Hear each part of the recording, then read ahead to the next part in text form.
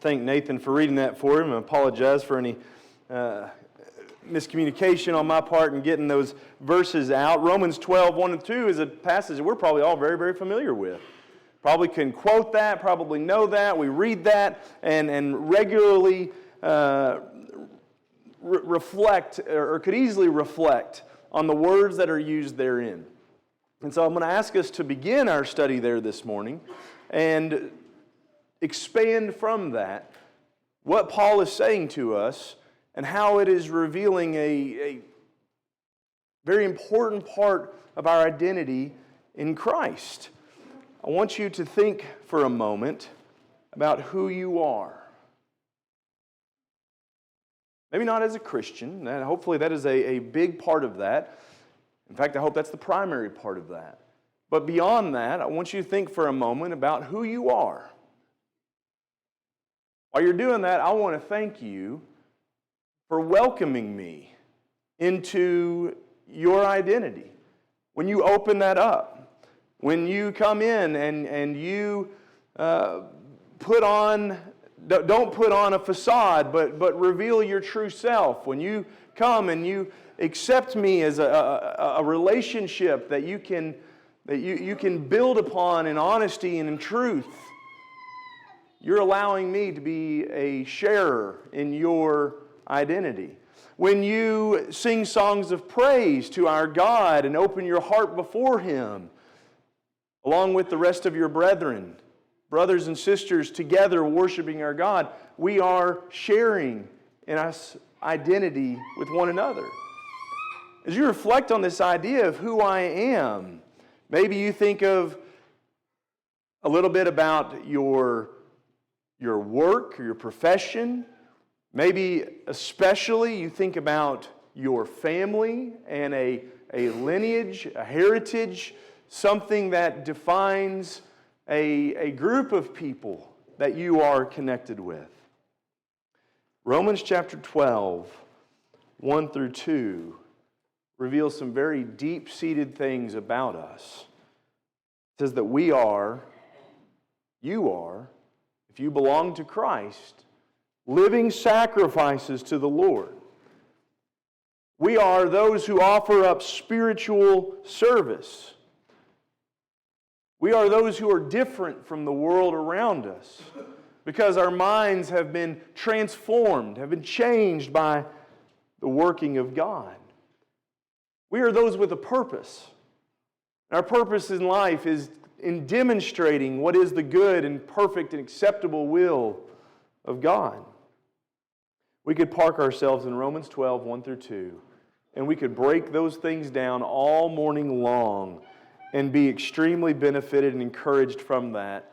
And what I hope you will do is spend time this week looking at those passages and reflecting upon how they are your identity when you are identified with Christ.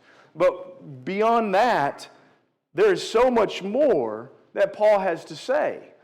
And sometimes we're guilty of hitting these really powerful verses and just being floored by the things that are said in them and failing to continue on with the point that was being made from that. In fact, verse 3 begins, "For through the grace of God, or the grace given to me, I say to every one of you."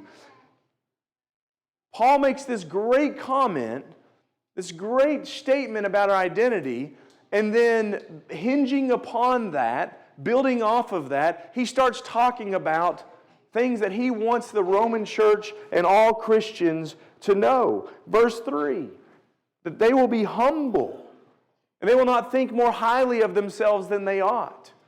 Because of what we are, because of our identities, think about yourselves in the proper way. Verses 4 and 5, be unified, Roman church. Be unified and see yourselves, though there are many of you there.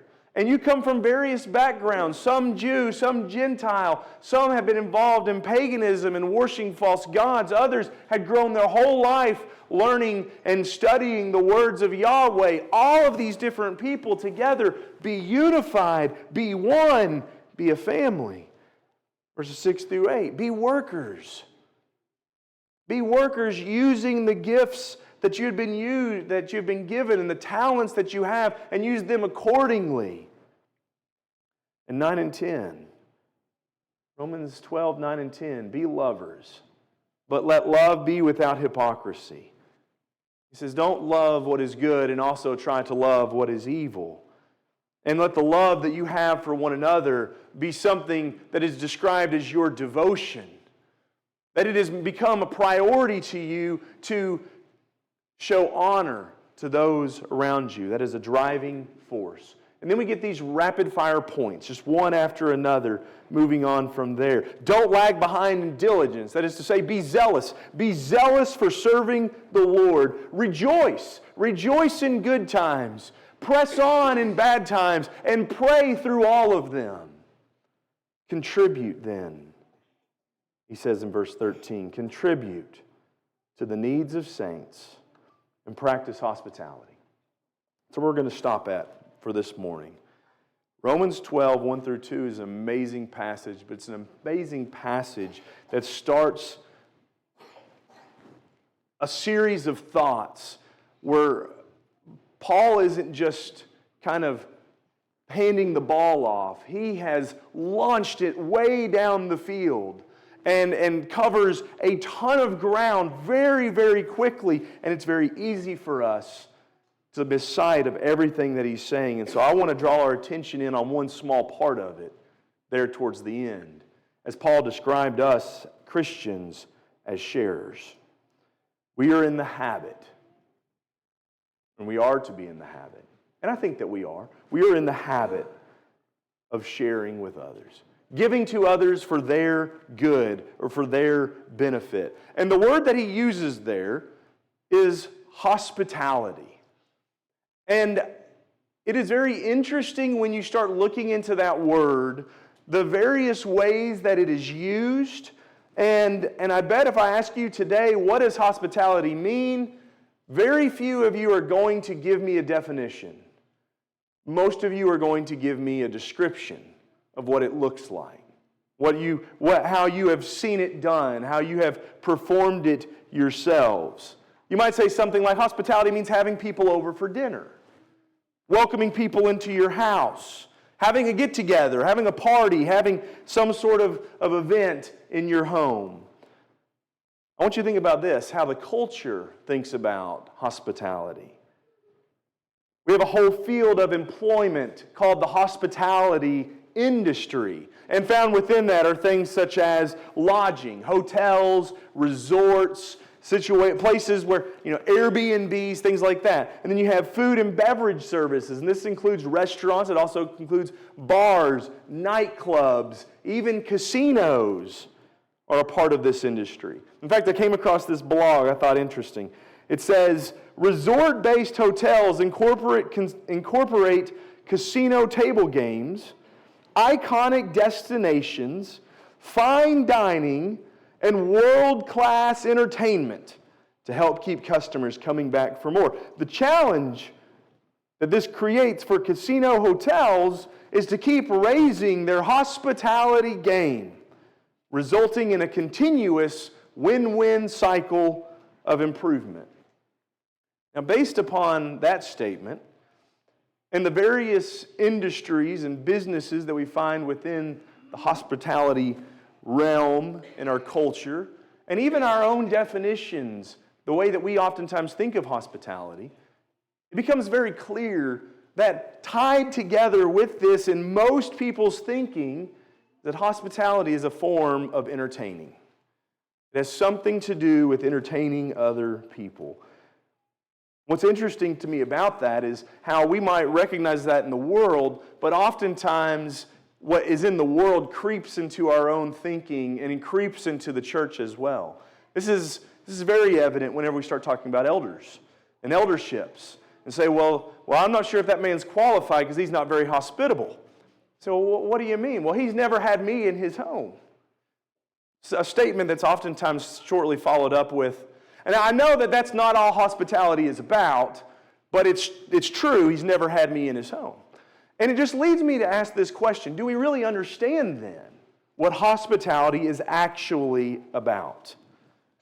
When we read phrases such as what we read in Romans 12 and verse 13, and other passages that we'll look at momentarily, do we understand what the New Testament writers are talking about when they use these words? I want us to just consider the three words that they use as we kind of break this down, try to better understand what they're saying. The first one is this word here, philoxenia. Philoxenia is a compound word. It's the word from our passage in Romans 12:13. Practice hospitality. And the first part of that compound word, nobody is going to be surprised by. Everybody is probably going to recognize philo. I didn't know that I didn't have it up there. Sorry, we'll get to that in just a second. So we're going to break those down even more when I remember what my PowerPoint looks like. The next word that we're going to look at is philoxenos. And philoxenos is also translated hospitable in passages like 1 Timothy chapter 3 and verse 2, which is talking about an overseer, talking about someone who's going to serve in a sort of way as elder or pastor. And then the final one is coming from 1 Timothy chapter 5 and verse 10, xenodoke. Xenodoke is talking about, in this passage specifically, it's talking about women that are being considered as widows and cared for by the church. So these are the three words. Now we're going to break them down a little bit more. And philoxenia, we're going to see that word philo at the very beginning of that. Brotherly love. This is another one of those Greek words along with agape and storge and eros and words that they use to describe what we simply call love and have this whole convoluted meaning behind. They became more descript in their terminology. And so philo is talking about that familiar love. Love that you would have for family members. And he couples that, the Greeks would couple that with this word xenios, or xenia here, which means a place of lodging. It is a place where we might have as a guest room. We might use it very accurately to say something about a guest room. It is used in Philemon verse 22 when he talks about having a place prepared, or Acts 28 in verse 23 when he says that there was a place of lodging for Paul as he was in Rome. It is this word xenia. It's just meant to be a place that doesn't belong to you. It is a place that you are a guest in. It is a place that you are that you don't own, but you are living or residing in at the moment. And that's the language that is put together to make up this word, philoxenia, which means lover of the guest house, literally, but more representative to the term, lover of having guests in the home, lover of having lodging. Another passage that we see this in is probably one of the more prominent passages when we start thinking about hospitality is Hebrews chapter 13 and verse 2. Do not neglect to show hospitality to strangers, for by this some have entertained angels without knowing it. Now I want to talk a little bit about these two words on the board here behind us. Some of the language that he uses here might seem like that is the very thing that I started this out off trying to discourage us from. He says that they entertained angels. And is that not how we think about hospitality and how the world thinks about hospitality? And isn't that the right way to think about hospitality? That is entertaining other people? Well, yes, from a very biblical sense, that is exactly how we should think about it. But the word that he's using here to describe entertainment is not the song and dance that many of us might think of. Not putting on the perfect party, not meeting everybody. Everybody that comes is going to leave with this 5-star review that they would give you on Yelp. Everybody leaves going, that was the most amazing evening of the night. Most oftentimes, this word that is translated entertained here just simply means stayed in. That some have had angels stay with them. Some have had angels that they provided care for. And it takes us back to the account, obviously, of Abraham and this occurring in his lifetime. But that word is almost never translated in a way that we seek and think about entertainment today. In fact, the few times that it is, it's not translated in a positive light, but in a negative light. It's not entertainment as in we all had a great time. It's entertained as in we were shocked, we were surprised. In fact, Paul uses it of the world. We might translate it, they are entertained when you don't walk in their ways. But the way that most translations put it is they are shocked or they are surprised that you don't walk in their ways. But not only is it talking about entertaining, he also talks about another word here, entertaining strangers. And I want us to think about who strangers are in the context of what he's talking about and the context of this word that is used. To help see that, we'll put up the other word, philoxenos. Xenos means stranger. It's the root of the word xenia, so guest house, the idea that a place where a stranger may stay. So when they talk about a stranger or a love of strangers, as this word behind me means, how are they using that? Help us see that a little bit better. We think about 1 Timothy chapter 3, verse 2. We already referenced that. This is a qualifying or a strong characteristic of an elder, someone to be considered as an elder. 1 Peter chapter 4, verse 9 puts this as a characteristic of all Christians. Across the board, we are all to be hospitable. We are all to be lovers of strangers. But notice the way he uses it here. In such a strange way to tell brethren, to tell people who worship with one another and are seeing one another on a regular basis, you all are to love the strangers amongst you. When he uses that word, be hospitable to one another, he is using this word, be lovers of strangers, you guys. And he's not telling them to do that in a sense of go out and do that together, but telling them to do that to one another. Why is that? Why would that be? In the New Testament sense of the word stranger, it would imply to anyone who is not your physical blood relative, or maybe someone who does not come from the same region as you. You may have grown up together, but they come from a different region. They are different people. And you may know of them, but they're not part of us. That's sort of the idea of strangers. And I want you now to depict in your mind the first century church. What is it made of? It is made of nothing but strangers. People who have very different backgrounds. People who are not part of the same blood family. People who are Jews but come from different tribes. People who are Samaritans and therefore at odds with the Jews. People who are Gentiles and Greek, Roman. All of these different people, strangers, that come together and treat one another in such a way as to be recognized in the writings of Paul and others as the family of God.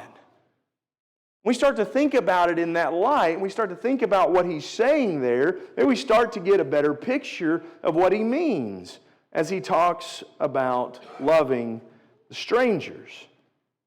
Jesus uses the very same term in Matthew 25 and verse 35. You want to flip in your Bibles over there, as he talks about those that he is going to either welcome into his presence in eternity or cast out and say, depart from me.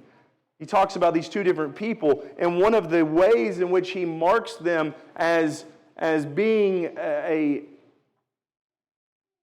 worker of love and of care and someone that he knows is he says that when I was a stranger, you took me in.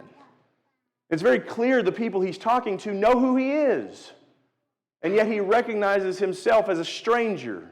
I'm someone that's not part of you. And he applies that to the people around him, specifically to his brethren. As much as you did it to my brethren, or you did even to the least of these, you did it to others. In Romans 16, verse 23, Gaius is mentioned. Romans 16:23 talks about Gaius being a host to Paul. That is our same word. And it carries with it again the idea of stranger. Someone that is not Paul's family.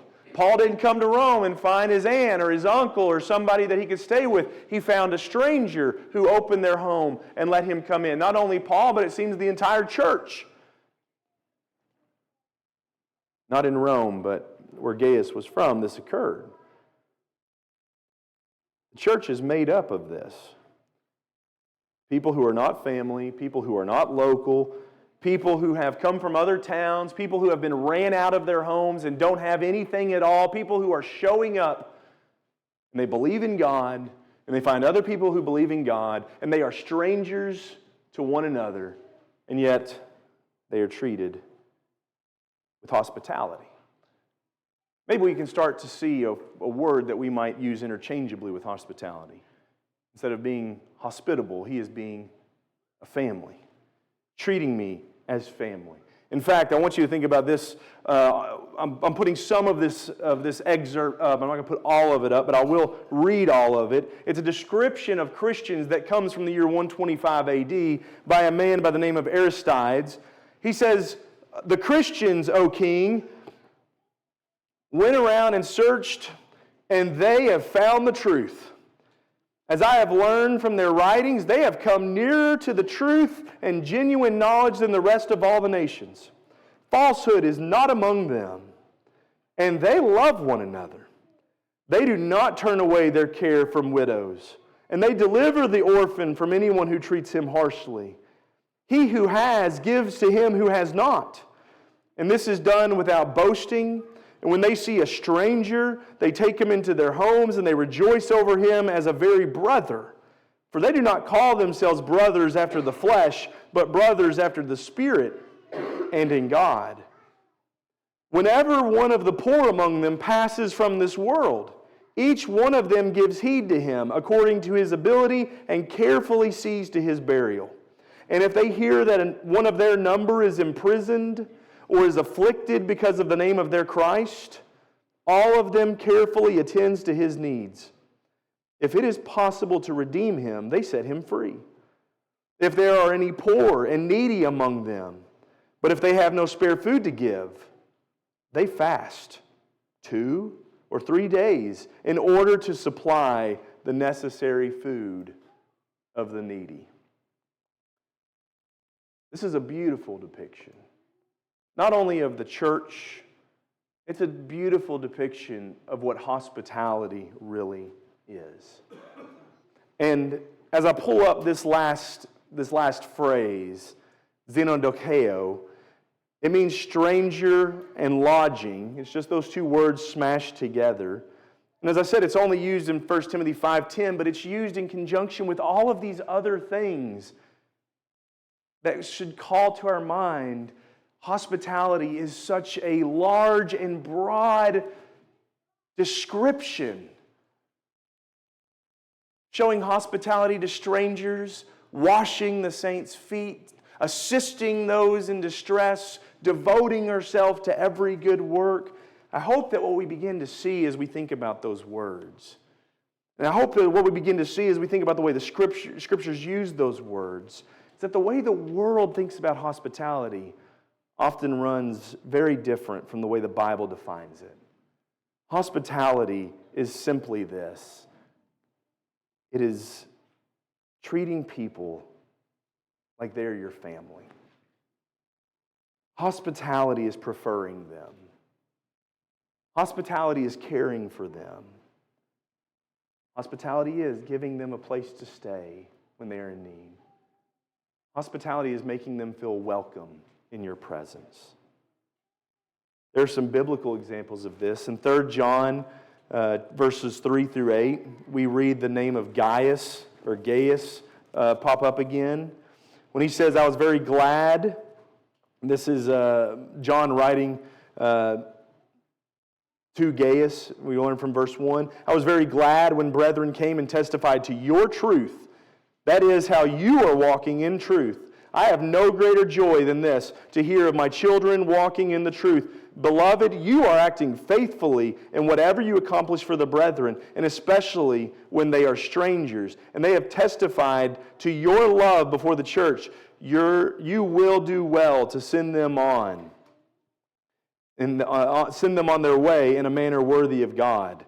For they went out for the sake of the name, accepting nothing from the Gentiles. Therefore we ought to support such men, so that we may be fellow workers with the truth." He brings up Gaius here. Gaius is practicing hospitality. in the way that He is treating the church, and specifically how He's treating those who are doing the work of ministry, and they come into His life and He cares for them and He sends them on their way to continue the work. And maybe that's a way that we oftentimes think about hospitality, someone who brings somebody in. But I want you to think of some other passages that define this biblical concept of treating people like family and preferring them and meeting their needs and caring for them. Look at Acts chapter 9. Acts chapter 9, and read with me. We'll start verse 36.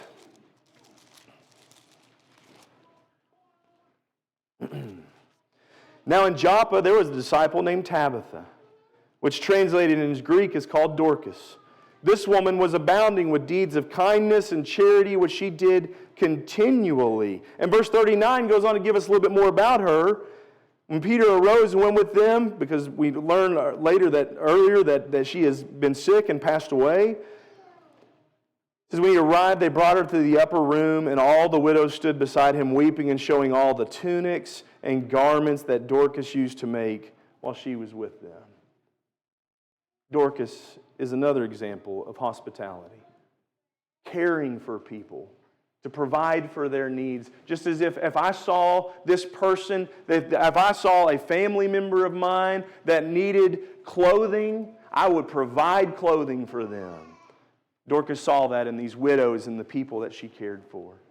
Mark chapter 9, verse 41 gives us another depiction of what hospitality looks like. This time in an unnamed, not referencing any certain event, but just describing what it may look like. Whoever gives you a cup of water to drink, because your name as a follower of Christ, truly I say to you, he will not lose his reward. I hope that as we talk about these things, our thoughts on hospitality are expanding, are growing. To see the wide way that this encompasses who we are. And as we think about that, some things stand out to me about hospitality. One, hospitality is not then about what you have. A cup of cold water, it's something relatively small. It's not about what you have. When we think about, well, if I had more money, if I had a better home, if I was just a more interesting person that people wanted to be around, if I had other things, then I would be more hospitable. Hospitable is not about what you have. It's about the heart that you have. It's about the way that you think and you care and you love for others. Hospitality is also not about what people do for you. The way that we judge hospitality in others, saying, well, that person's not very hospitable because they haven't, and we list something that they haven't done for us. Hospitality is not about what they do for you. We could put all sorts of lists together where someone could have done more. And we say, well, they should have done more. But you think about Dorcas, or you think about this gentleman, about Mark 9 and what Jesus describes. Someone that just gives you a glass of water. That's a very small thing. Someone just, when I say just, Meredith's over here like just, knits clothes. Somebody knits some clothes together. They didn't give me a house. They didn't open up their spare bedroom. But hospitality is more about is not about what people do for you. It's about how they see you, how they think about you, how they care for you, love you as one of their own. And I'll also say this, hospitality then is not easy. If our view of hospitality was only opening our homes up, that's not a relatively difficult thing. Open the doors up and let people come and go as they please. Never have any interaction with them. Just, doors always open. I don't want your problems. When your problems start encroaching in my life, that door may get shut, but I can open the door all day long. Hospitality is not easy because it requires getting mingled up with the problems around us. But hospitality is also not that hard. Again, I just go back to Mark 9. It's a cup of cold water. So what does hospitality take then? One, hospitality takes being open to it. Until we see that this is something that is not just important for us, it is required of us. Go back to Romans 12. Because of the mercies of God, brethren, I implore you to live in this manner. And that manner that he describes looks like all of these things, including practicing hospitality. We must recognize that this is something required of us, and until our hearts are open to that this is my responsibility because of God. Something that comes up a lot of times, and I was talking about my sermon last night with Holly, and I mentioned these words. Boy, she looked at me funny. You hear the words introvert and extrovert thrown around a lot these days, and Holly was like, slow your roll, Kyle, you don't have the authority. Talk about introverts, because you ain't one. And I'm not. And I'm not saying introverts, you still just got to do it. I'm not saying that at all. I'm asking you not to define yourself. Not to define yourself by your introvertedness or your extrovertedness.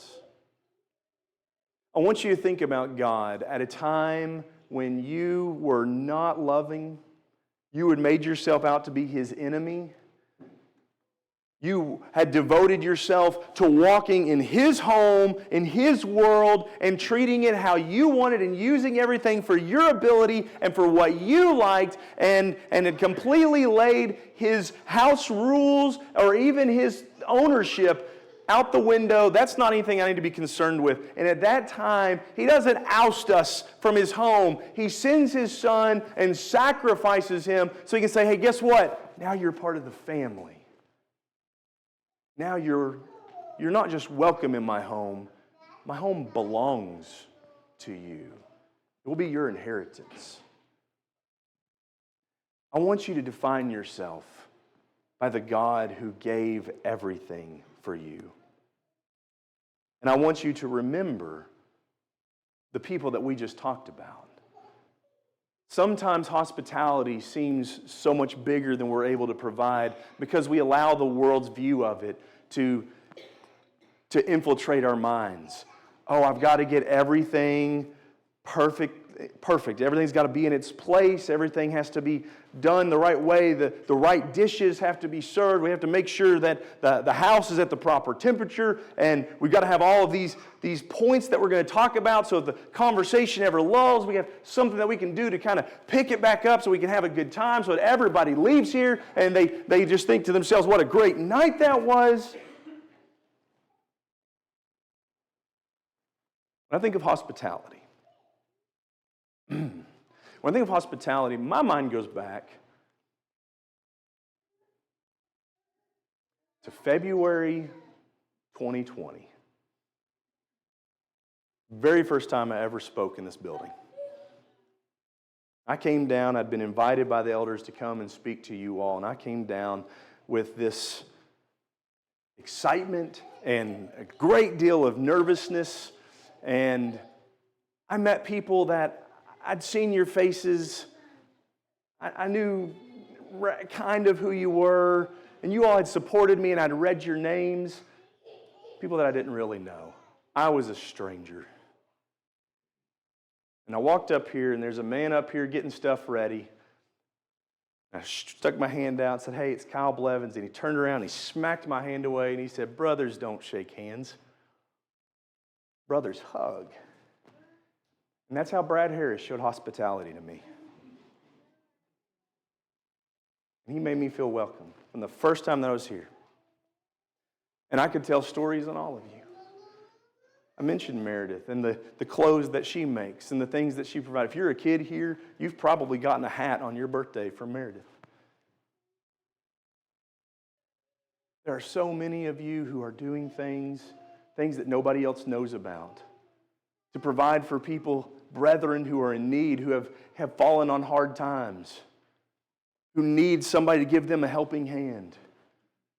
There are people standing in the back of this building every day just looking for opportunities to welcome those that come amongst us that have never been here before. Or maybe you're going to be here, but they're not going to be here for long. Work's brought them in, and there are people that are looking for them. Hospitality is a big thing, and that's who we are. We have to recognize it's something, for it to happen, we have to be open to it.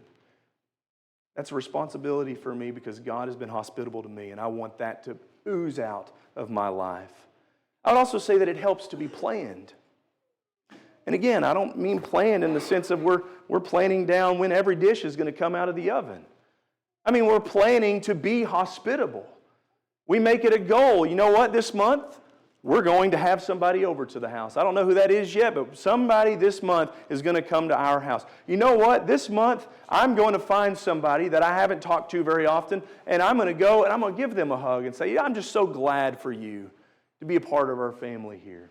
I do know that we occasionally have people. Not too long ago, we had a young lady that left here who had been worshiping with us off and on while she was in town for work with the hospital. That is not uncommon. When that happens, I'm going to make plans that, you know what? When there are people that are away from their family and they're living down here all on their own, that's somebody that they're going to hear from me. They're going to get that phone call, see how you're doing. They're going to be invited out for lunch. I'm going to plan to be more hospitable. I think there's a reason that Paul writes to the Romans and tells them not, hey, do more hospitable things. He says, practice hospitality. I'm going to plan for that, and it may not go very well this first time. I may fall flat on my face whenever I try. I go up and say, hey, I'm just going to be more hospitable, make this person welcome, and they leave that conversation like, man, Jason was acting more weird than normal today. They come over to the house and everything goes wrong. Nothing comes out right. Food all got burnt. I'm practicing hospitality. And I'm going to practice it again tomorrow and the next day. And I'm going to continue practicing hospitality because I'm planning on that. And hospitality also means that I have to prefer others over myself. I have to see others around me as more important than me. The way that Christ, when Paul writes to the Philippians in Philippians 2, he talks about this, how Christ saw others as more important than himself. This is what led him to perform what is arguably the greatest act of hospitality, giving his life so that you may live, so that you can join his family. He preferred others over himself. I'll be real honest. I can talk about me all day long.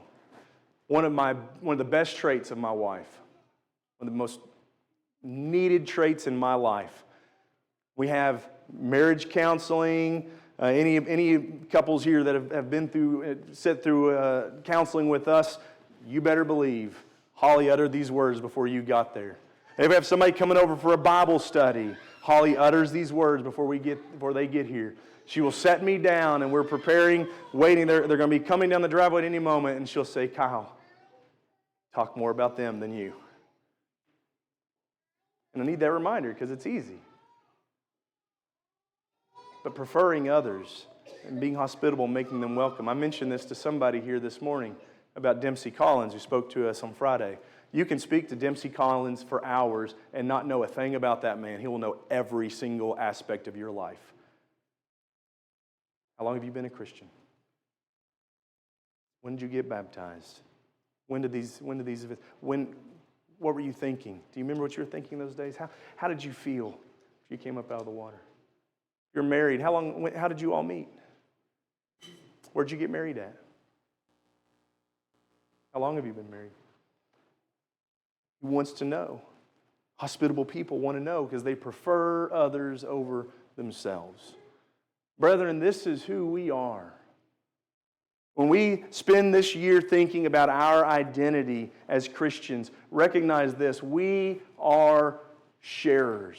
We are hospitable. We are practicers of hospitality. We are people who open our lives. And yes, I have made a great deal about how this is true between brethren, between people in the church. And that is the way that the biblical writers most oftenly focus on that. And I think that should get our attention. Because the way that we treat each other in here, the world sees. And they will know that we are His disciples because we love one another. And that is evident through our hospitality towards one another. But to think that I don't have a responsibility to show this to my neighbor, I'm to love him as I love myself. We are practitioners of hospitality. And if you are here today and you are recognizing, you know what? I've got a long ways to go on that. And I've got a lot of room for improvement. As I've mentioned already, so do I. And I am confident, because of what Paul said at the beginning of that passage, that we can improve together. We do a great job at hospitality. One more story before we get done. I remember not terribly long ago, Mickey and some of his family were visiting a congregation somewhere else. And I called him that day and said, Mickey, we almost had 200. Like, where were you? You messed it up for us. He said, we only had, I can't remember, something like 12 or 18 where we were at, and we were a big part of that. He said, didn't hardly a single person say hello. In that smaller group, nobody even seemed to be interested that we were there. This is a hospitable group. Very few people leave this congregation going, wow, those people didn't care about me at all. They didn't see me at all. There is always room for us to excel still more. Always room for us to grow in this. And because Romans 12 begins with the mercies of God, and verse 3 begins with the grace that has been given to us, I'm confident that we can grow in that, and we can look even better moving forward as we show the hospitality that's been shown to us. And let's close thinking on that. If you're here today and you're not a child of God, and you haven't obeyed the word of His gospel and come to Him in repentance, being washed of our sins in baptism, think about the great invitation that He has offered you. My house is open to you, and you can come in. I want you to dine with me for eternity. I want to show you eternal, glorious hospitality. Will you accept that invitation today? If so, let's talk about that together. And however way that we can assist you, come forward and stand as we sing.